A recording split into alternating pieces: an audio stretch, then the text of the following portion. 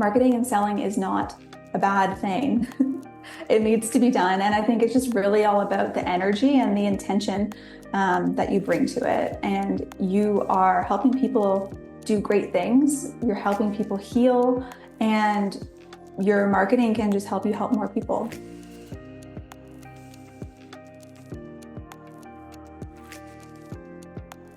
Hi, welcome to the Connect with Sheila Botelho podcast. I'm an entrepreneur, self-care strategist, and creator of the Seasons self-care app. I'm committed to helping you reconnect to your purpose, elevate your well-being, and build your version of a happy, successful life. It's interview day, and I am thrilled that I have with me the founder and CEO of Virtual Balance, and this is Shayah Reed.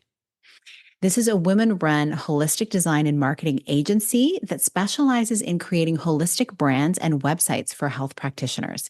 Since 2019, Shayah has worked with over 400 clients, some of which have been featured in CNN, Yahoo, and Thrive Global, helping them craft authentic professional website brands and organic marketing solutions that genuinely reflect their practice's spirit.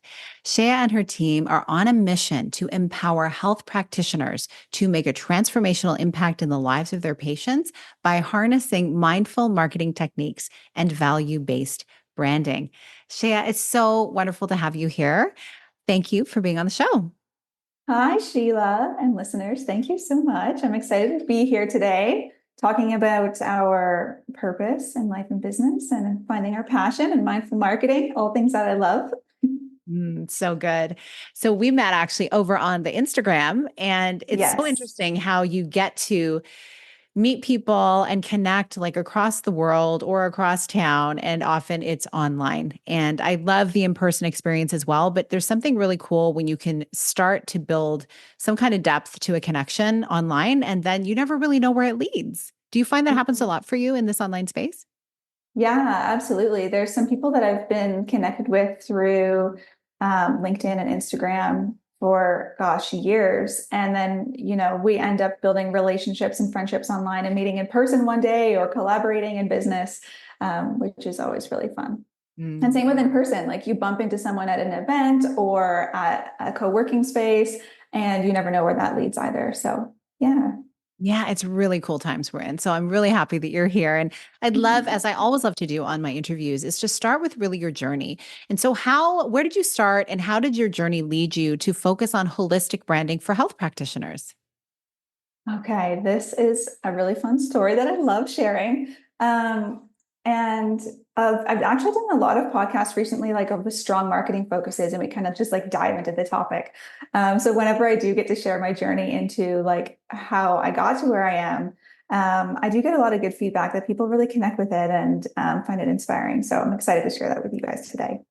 So, okay, I'll make my long story not too long, but I studied marketing and medical administration in college, and I was lucky out of college to get a job in the hospital.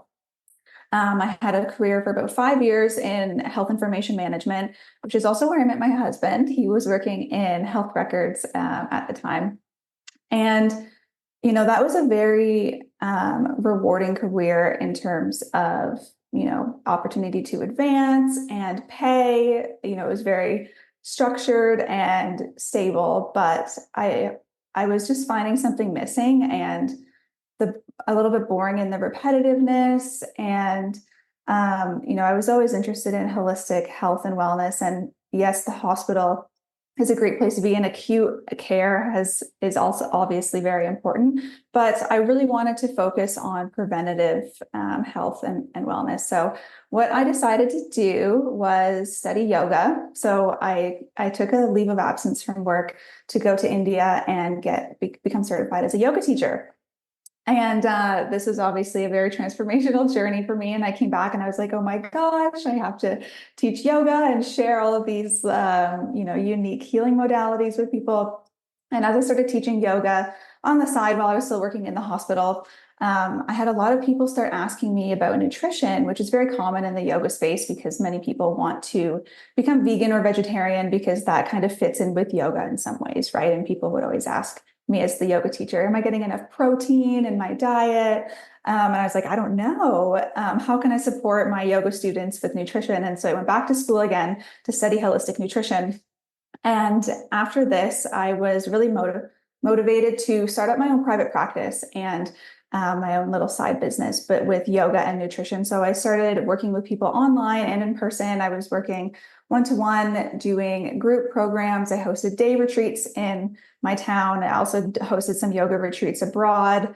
And my husband, also my fiance at the time, really wanted to start his own online business as well. And we had a big desire to travel. So we both just thought, you know what, this is something that we really want to do. We're young, young-ish at the time. Like, let's do it now before we settle down, get married, have kids. Like, let's see if we can have these remote businesses and travel the world. So we quit our jobs at the hospital, which was a huge leap. We had no idea how this was going to work out. Our family and friends thought we were crazy.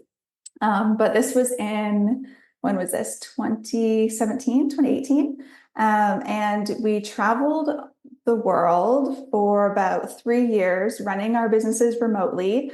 And through this time, when I was working in yoga and nutrition, I had a lot of peers in the industry, in the health and wellness space, reaching out to me asking, how did you build your website? How do you do your email marketing? How do you do your social media? How are you hosting these retreats abroad? And it was all things that they were struggling with that I really loved doing.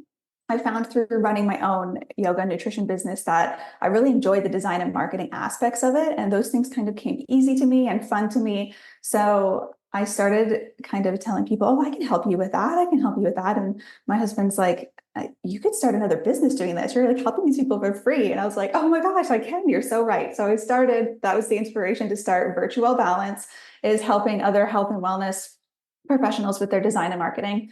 And so that was in 2019 when I launched, and it took off so well that now, yoga and nutrition is kind of just a hobby for me. I'm full-time in Virtual Balance now. And since 2019, we've grown to a team of 5, 6, including me. We've worked with hundreds of clients across Canada and the US, like you mentioned in my intro, helping them leverage their website and branding with value-based marketing.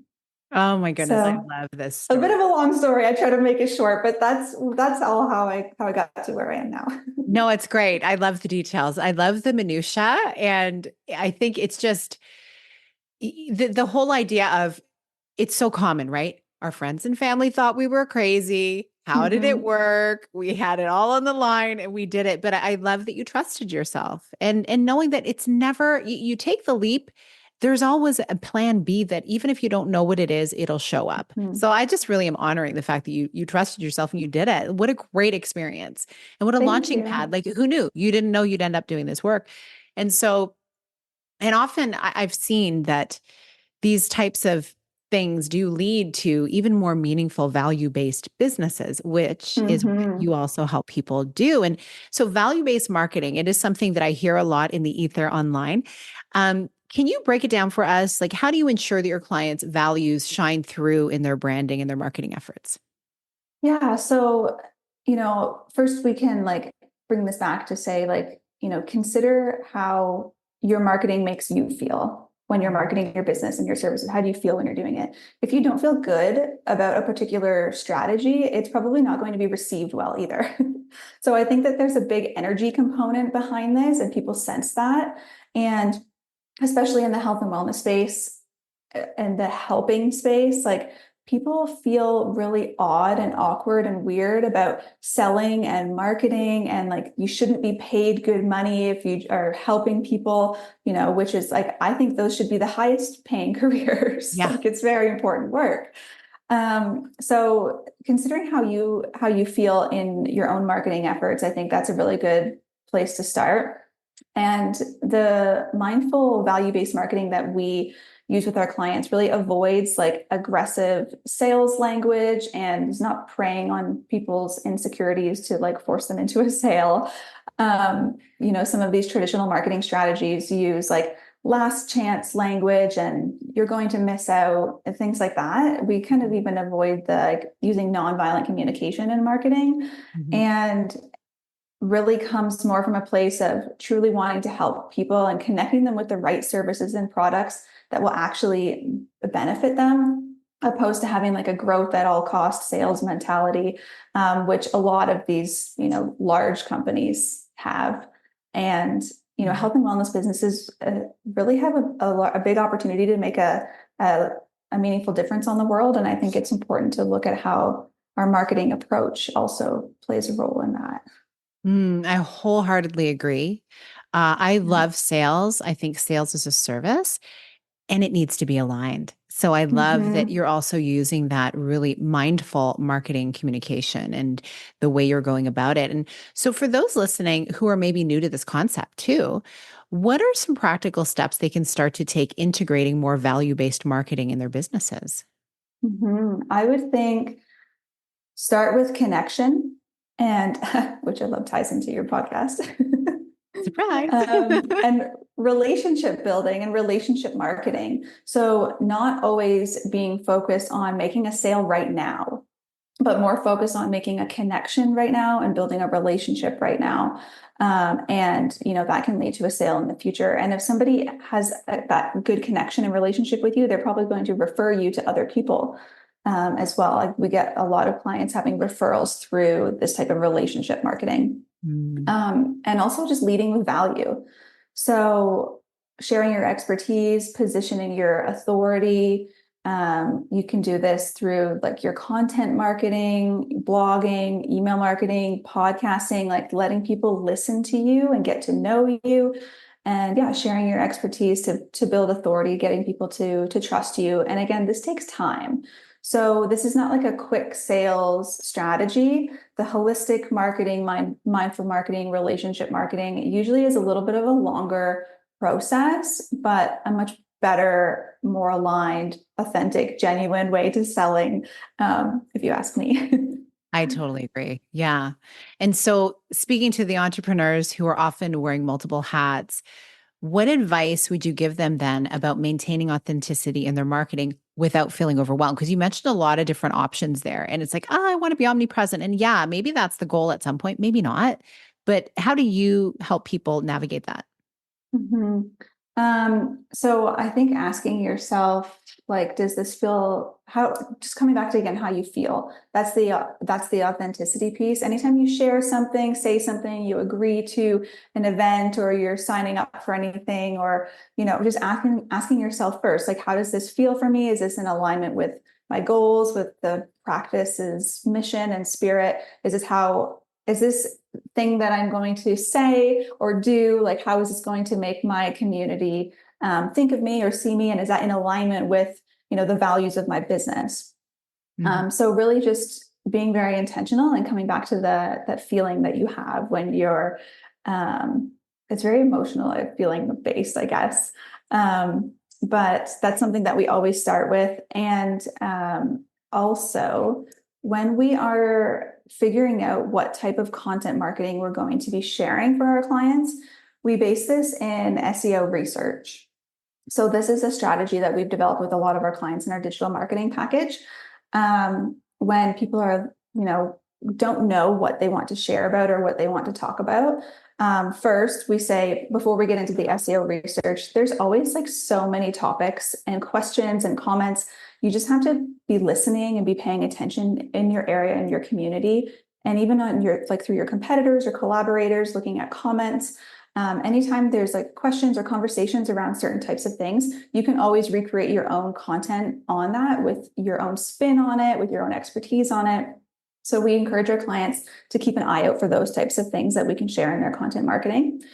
Um, and then also going into the SEO research. So again, this is leading with value because we know for sure it's something that people are interested in, it's something that they're looking for, and it's something that they need help with. So how we do this is we conduct a little bit of research into what people are searching for on Google as it relates to your services, your industry, or your local area.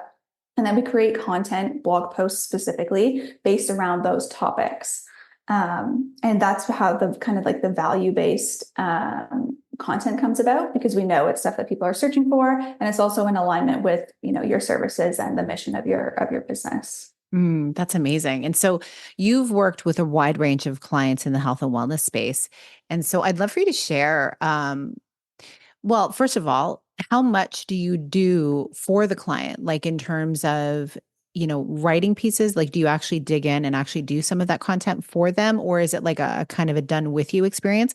And then maybe just share, if you can, like, or if you'd prefer to, a success story where value-based marketing made a significant impact on a client's business. Like if someone comes to mind, you Mm. probably have many. Sure. Yeah. So we do actually, it's our digital marketing package is like a full, um, all hands on deck package. So you work with our entire team. Our SEO specialist conducts the SEO research, writes the blog post outlines, and then our holistic health copywriter writes the blog posts. Of course, the client always gets to like review and make edits because they are still the expert in the area, even though we are very, skilled and passionate in health and wellness and creating this type of content. Yeah. And then we publish the blog post for you. Our website designer designs them. And schedules them out. We also, another piece that goes into our value-based content marketing is email marketing. So with this, when we create these blogs, we also have a monthly newsletter that we send out for most of our clients. Yeah. And again, we help create all the content, write it, schedule it, design it, and send it out. But I would say out of our clients who are doing the email marketing, every single email that we send results in increased client bookings. So I think that is a really important piece that email marketing, I mean, you always hear business owners, your email list is your most valuable asset, but are you actually making use of it? So I know that it's really hard to compete on social media these days with algorithms and new things changing and coming out and ways to do things and staying on top of trends. But your email list is one way that you can make sure you're popping into people's inboxes. Email, I think, where did I read this? HubSpot said that email is the first thing that people check in the morning, even before social media. So you're getting right into people's heads in the morning if they're opening up your emails. And that's just something that I find really interesting. But the biggest ROI for our clients always comes from email marketing. Yes, they get increased traffic from blogs, and people, they get higher rankings on Google from blogs. It brings people to their website. They download a freebie or book a discovery call or, join their email list. But sometimes those metrics are a little bit hard to track because they come to the site and they move around to different places. Right. With email marketing, we can see directly like one email resulted in X amount of client bookings. So that's a really nice statistic to see. Oh yeah. I love the metrics you can see in your email marketing, and really it is that deeper level of connection. It's like an inner circle. That's really how I have always viewed it with my email list. And Yeah, it's like it's a little really more your special. deeper, your deeper community, and you're sharing more deeply. You also know that they've got that. It's there waiting for them for when they can see it. Whereas sometimes, and I know we need our social media feeds, but depending on which platform you're on, people like boop, scroll by. If they miss it, it's gone. Like they're not going to go back searching for you, but this way you're reaching out to them. So now one of the challenges value-based marketing may, I feel like sometimes people can come up against is just balancing the purpose with profit piece, right? Like any kind of marketing, we want to be giving and we want to be also selling because we're a business. So how do you guide your clients in finding that sweet spot? Yeah, I really think that with content marketing, like I said, it's a little bit of a longer process, but it feels better. It's more authentic. It's more aligned with you and your business and what your clients need. And also when it comes to that finding balance with that ROI, you're like, yes, this feels good to me to be marketing this way, but it's taking a long time for me to start making money this way, right? That can be the case, but we've also had people who invest in something like ads. I guess I can talk here on the difference of like organic marketing versus Yeah, paid ads. please do. So paid ads, paid marketing or paid advertising is when you are paying a platform like Google Ads or Facebook or Instagram, you're paying them to like boost you up in the algorithm, right? And then, which can be great. You can get a lot of leads and sales from that. But as soon as you stop paying them, your ranking goes down, right? So you kind of have to keep paying. And especially with Google Ads, you have to have like a decent budget to see any kind of ROI on there. So with organic marketing, we're not paying any platforms to boost you up. We're doing it organically through valuable content. This is like same with Instagram, Facebook, LinkedIn, Google. We're mostly talking about Google here because we do all of our content marketing through our websites, and creating your website kind of like a content hub. So, what we need to do here is switch our thinking of creating all of our content for social media, because also we don't own those platforms. We don't own the content. We don't own the followers. If one day those platforms shut down, we don't have them anymore, which I'm sure everyone has heard say, like, and if you've heard of anybody who's had their account hacked or locked out of, it's a nightmare. So what we try to get our clients to do is switch to using your website as your content hub. So all of your content goes on your blog, which is going to naturally, organically boost you higher in Google, especially when we're doing the SEO researched blog topics, because that's naturally going to bring in more traffic because people are searching for those topics. But Google loves active websites too. So the more that you're posting on there, especially if it's valuable, original content, because they do say that Google's starting to understand when you use AI. So original content, and then repurposing that for other areas. So you're getting a lot out of this. So then using that to inform your social media strategy. You can take pieces of your blog post to create social posts or turn them into reels, but it all comes back to starting with your website. And then tying this back to with the ads, like I said, when you stop paying for ads, your ranking goes away. With organic marketing, this just builds and builds and builds and builds, and it can never be taken away from you, especially once you're ranked really well on Google. It's hard for somebody to outrank you. That's so interesting. I love that philosophy. And does that work the same for, I guess it's really any pages that are going onto your website? Because I know for me, it's often my podcast. It's like my podcast Mm-hmm. slash, whatever the description is kind of the blog post of the Yep, time, same thing. Yeah. Mm-hmm. And it's so important. And I have blog posts and all that kind of stuff, but I really shifted when I got into podcasting.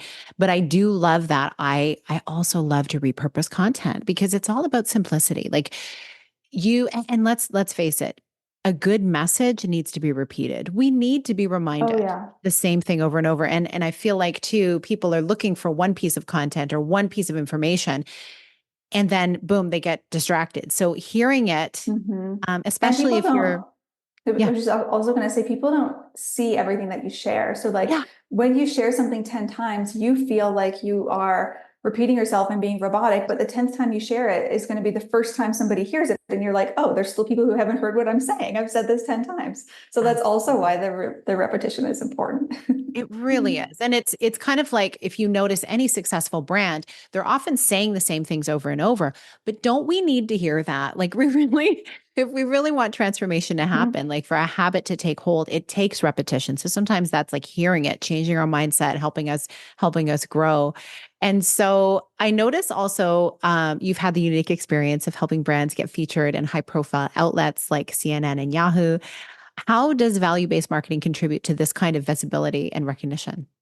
Oh, good question. Yeah, so we don't help them get featured in those places, but they just have been featured in those places. Ah, So we okay. don't offer like PR services or anything Okay. like that, but our clients are just doing some really amazing things. And, they have beautiful standout brands. They have lovely websites that guide their visitors through, a unique healing journey, and they're positioning themselves as authority figures and leaders in the space through their blogs and what we're sharing on their website.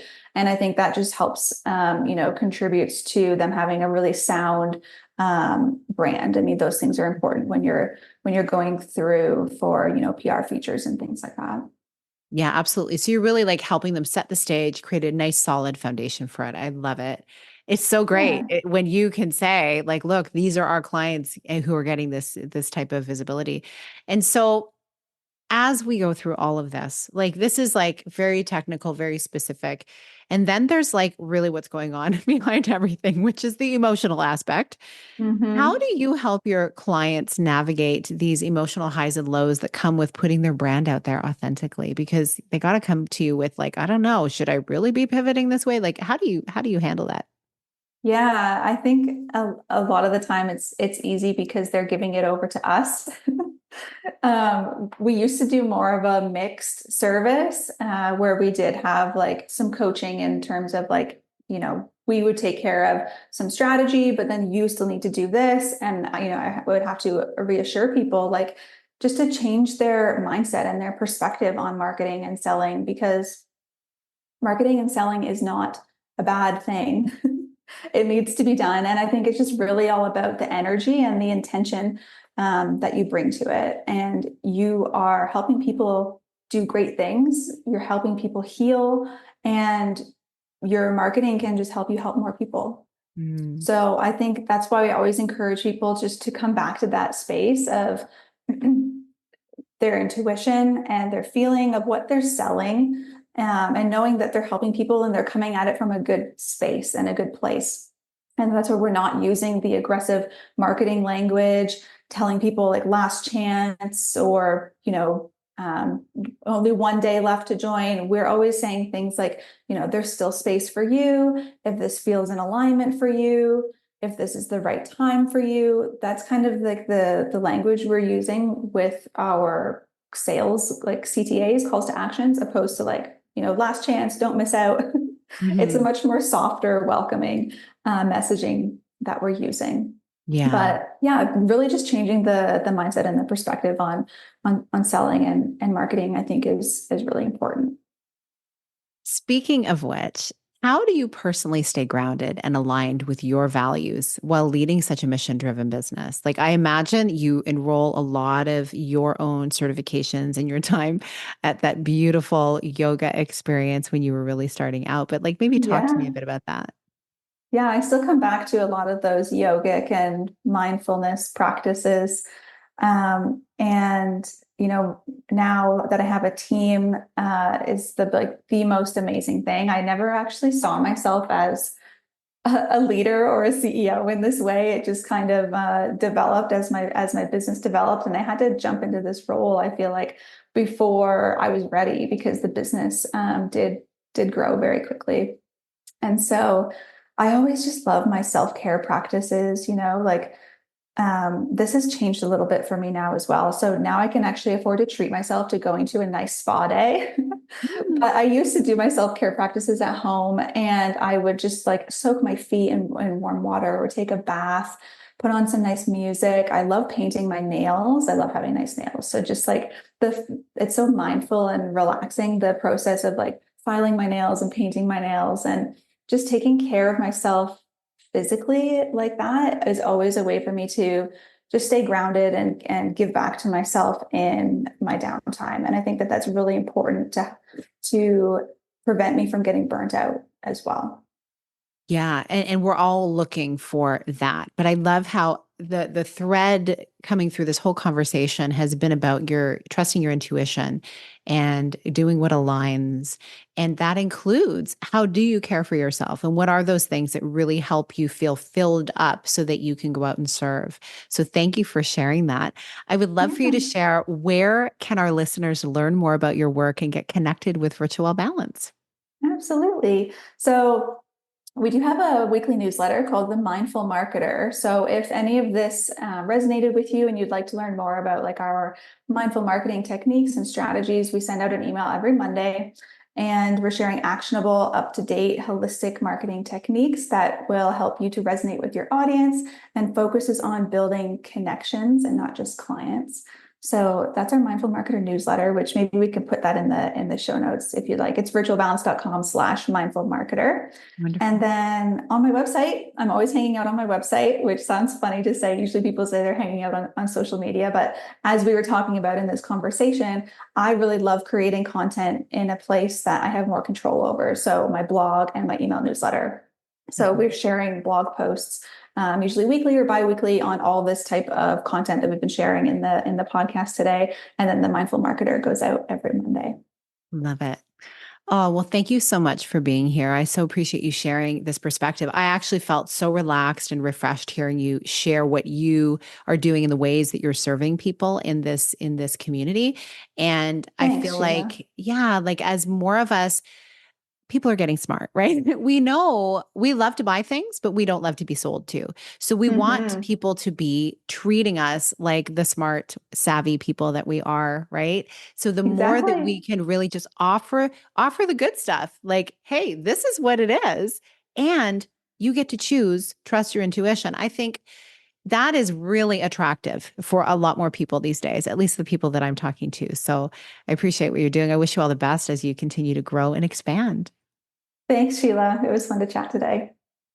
So, everyone, thanks for tuning in to the podcast today. I hope you found this conversation with Shayah as inspiring as I did for really what can happen in this really crowded, loud marketing space that we find ourselves in.